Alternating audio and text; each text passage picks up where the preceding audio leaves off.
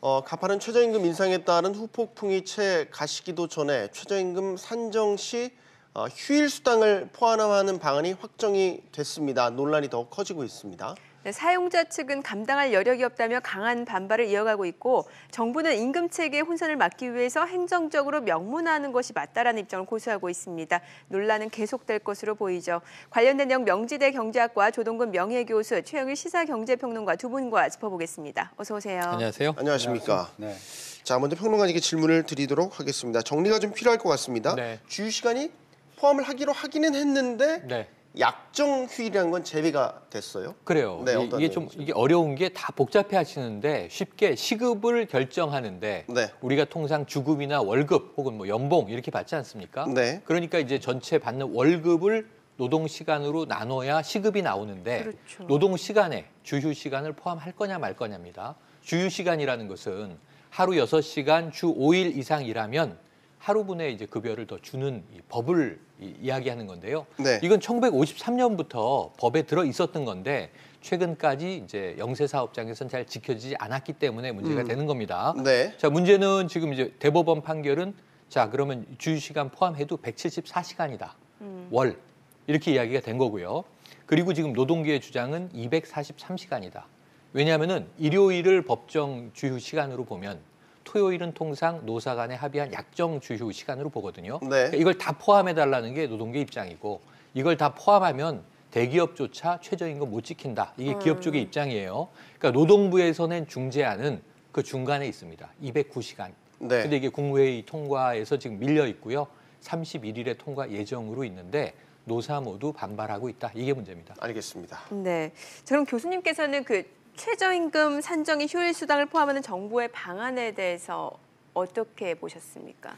앞서 우리 최 평론가님이 네. 참 설명을 좀 잘해 주셨는데 깔끔하게. 근데 이제 결국은 이제 주휴 수당이거든 보면. 네. 그래서 이제 이건 법정 뭐 어떻게 보면 이제 휴일로 볼 수 있어요. 그래서 그거는 포함을 한다는 건데 정부가 그거를 이제 명확히 한 거죠. 그러니까 이제 약정 토요일은 양보할 수 있지만은 법정 휴일 이거는 이제 근로를 제공하지 않더라도 근로 시간으로 간주한다 이겁니다. 지금요 기본적인 발상이. 그런데 실제로 보면은 예전에는 이게 최저임금이 높지 않아 갖고요. 그게 크게 이렇게 뭐 바인딩이라고 그러나 보면 이렇게 구속 조건이 되질 않았는데 지금 이제 주휴 수당이 들어가면은 사실은 최저임금을 위반한 사례가 급증할 수가 있어요. 지금요. 그게 네. 좀 문제입니다. 그러니까 월급을 주고 나서 사실은 범법자가 되는 거예요, 보면요. 그럼 현실이 그걸 감당하지 못하면은 제도로 이거를 글쎄요, 밀어붙이는 게 능사일까요? 그건 아니거든요. 그래서 제 개인 생각은 뭐냐면은 예전에 우리가 뭐 토요일 날도 쉬고 이렇게 하면서 그때는 이제 최저임금 변수가 아니었는데 지금은 심각해요, 보면요. 그리고 또 실제 보면은 주휴수당에 포함되는 경우 영세 사업자들이 지급 능력이 조금 바깥에 있거든요. 그 바깥에. 그러면 어떻게 할 거냐 그런 얘기예요. 그래서 아마 그 좀 절충을 할 수 있다면 뭐냐면은 주는 거는 다 받는 거 아닙니까? 그 대신 이제 실제로 노무를 제공하지 않고 일을 한 걸로 인정되는 시간만큼은 사실은 기업 쪽의 얘기도 일리가 있어 보입니다. 지금요. 그걸 수용하지 않으면은 뭐 구체적으로 한 5천만 원 안팎의 그런 고액 연봉자들도 사실은 최저임금을 미달하는 사람이 돼요.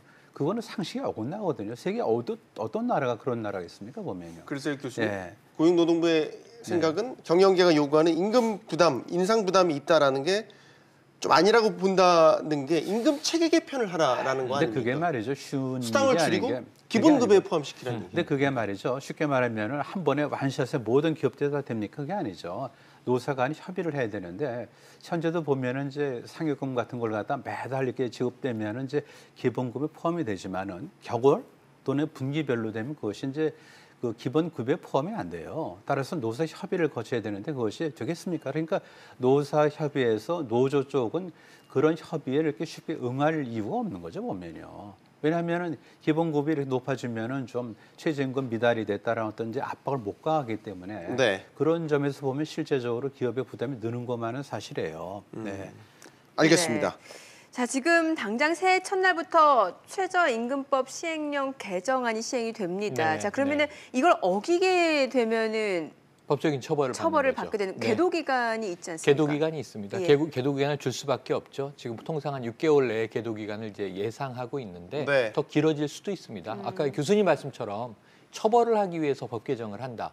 사실 이게 대기업까지도 걸리고 있다라고 하는 게 대기업의 문제가 아니라 그 밑에 그렇죠. 최저 시급을 맞추기 어려운 뭐 중견, 중소, 영세, 소상공인이 쭉 이어져 있는 문제거든요. 네. 그래서 정부 입장에서도 이게 처벌을 난무하게 하는 것이 이제 능사는 아닌 것을 알고 있고, 그래서 지금 홍남기 이 신임경제부총리 입장에서는 속도 조절론도 이미 내고 있지 않습니까? 네. 그러니까 정부의 이 고용노동부 절충안이긴 한데 아까 말씀드린 대로 노동계는 이게 243시간이 적용되면 200만 원이 넘어가야 돼요. 네. 최저시급을 지키려면. 근데 지금 정부 절충안으로 170만 원대, 그리고 이제 대법원 판결 174시간 안으로 했을 때는 140만 원대란 말이에요.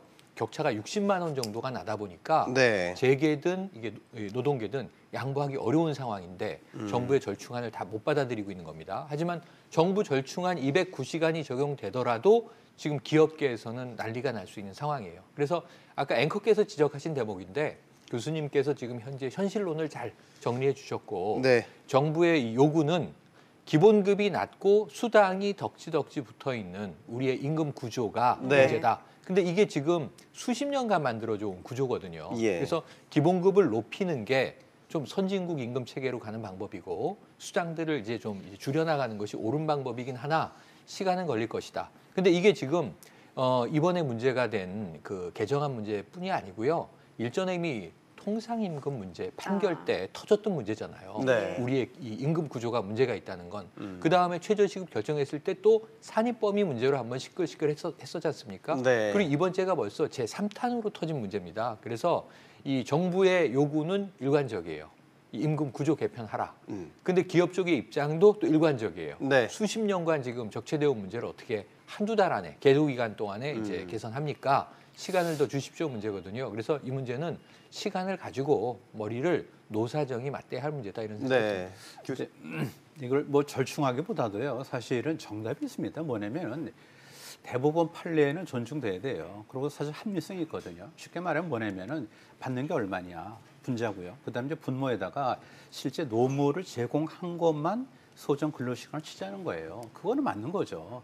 현재 뭐냐면은 이제 예전에 이제 급여를 올려주는 방편으로서 이제 노무를 제공하지 않더라도 근로를 인정해서 수당을 줬는데 거기서 끝나면 좋은데 이것이 뭐냐면 이번엔 부면행이 돼가지고 최저임금을 위반하는 그런 걸로 돌아오거든요. 그렇다면 대법원 판례대로 하면은 기본적으로 분자분모가 명확하잖아요. 근데 지금 분모를 좀 넓히면 넓힐수록 시급이 낮아지고 이거를 빌미로 해서 또 올려달라는 것이 노조 입장이에요, 보면요.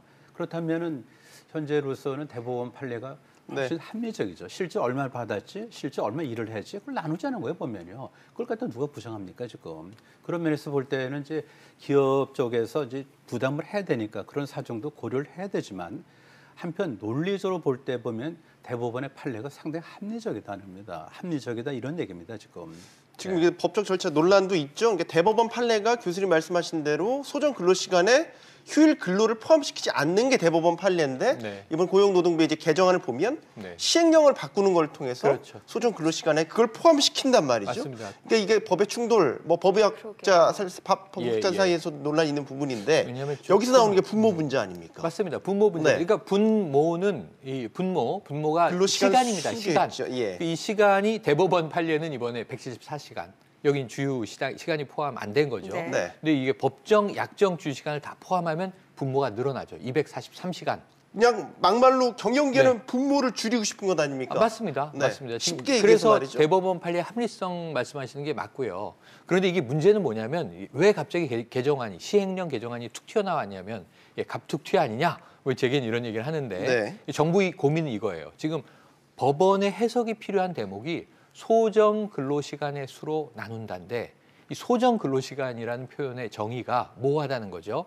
그래서 이것을 주유 시간을 얼마를 포함한 거로 할 것이냐. 법정은 포함한 것으로 하자. 약정은 뺀 것으로 하자. 이게 절충안인데 노동계는 아예 약정까지도 포함시켜야 한다. 재계는 법정까지도 빼야 한다. 이 쉬었는데 왜 수당을 줘야 하느냐. 이제 이런 문제의 충돌이에요.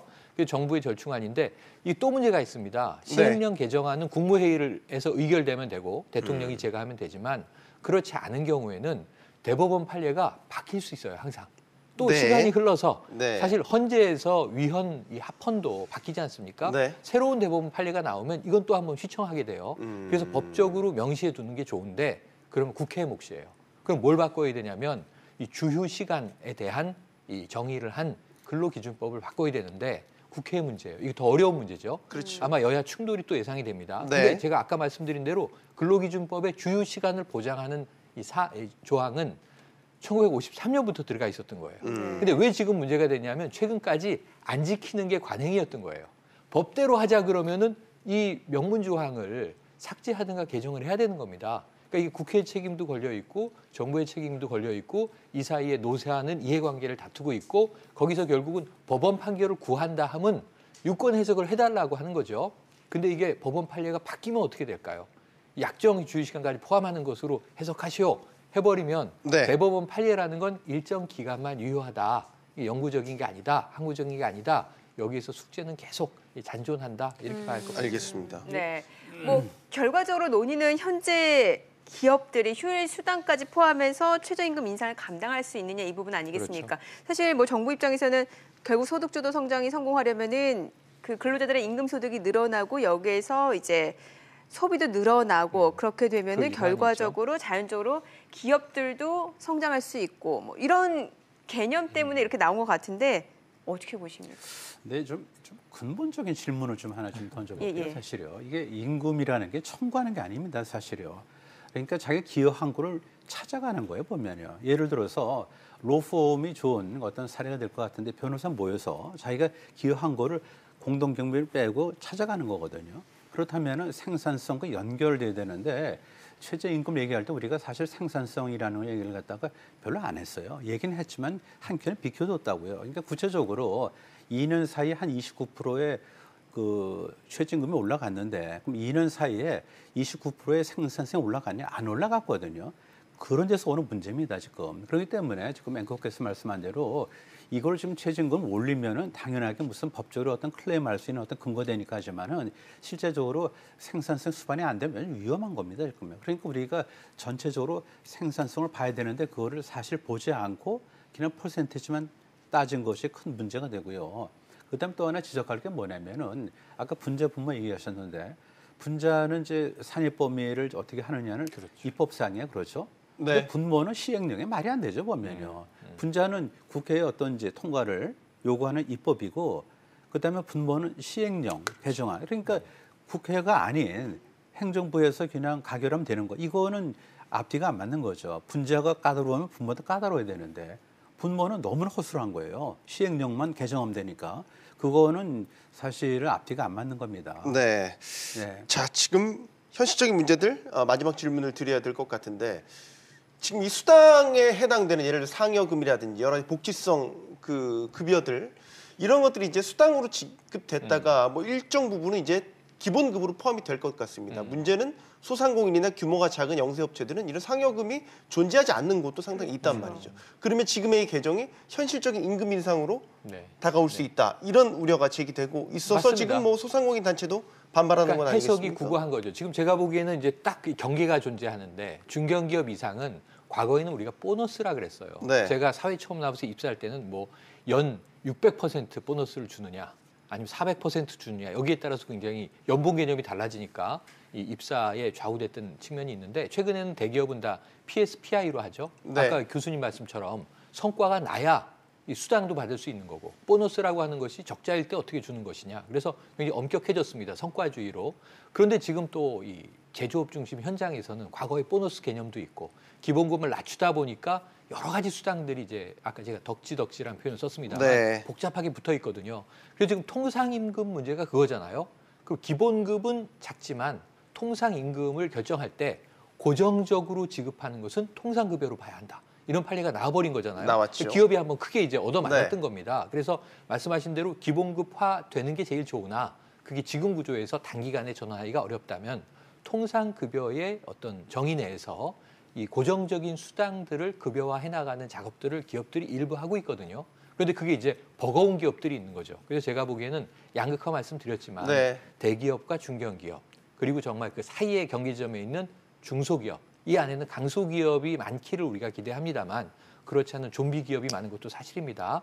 그 밑에 이제 소상공인, 영세상공인에 좀 차등을 둬서 우리가 이 소득주도 성장론도 차등 적용하는 문제가 나왔었잖아요. 최저시급도. 이 문제가 조금은 정부에서 단계적인 해안을 만들 필요는 분명히 있어 보입니다. 자, 교수님도 마무리 말씀 부탁드립니다. 근데 이제 기업 쪽에서 보면은 일요일 날 급여를 갖다 안 주겠다는 건 아니에요. 그건 줘야 되죠. 그렇죠. 줘왔고요. 그런데 그거를 최저임금의 위반 여부를 판단할 때는 조금 신축적으로 판단해야 돼요. 사실요. 그렇지 않습니까? 주는 건 주는 거죠. 근데 만약에 주고서도 범법자 되면 안 되는 거고 실제로 그렇게 해서 범법자 되면은 그 기업이 굴러가겠습니까? 그러다 보니까 조금 이제 그 절충은 아닙니다. 합리적인 어떤 모색을 하는 건데 기본적으로 분모를 결정할 때 보면은 대법원 판례가 지금 뭐 약간 한시적이라고 했지만 그래도 현재로서는 제일 좋은 대안 같아요. 네. 그리고 이제 서서히 뭐냐면은 이제 모든 걸 갖다 이제 단일 이제 호봉하듯이 모든 걸 갖다 한 바스켓에 다 넣어가지고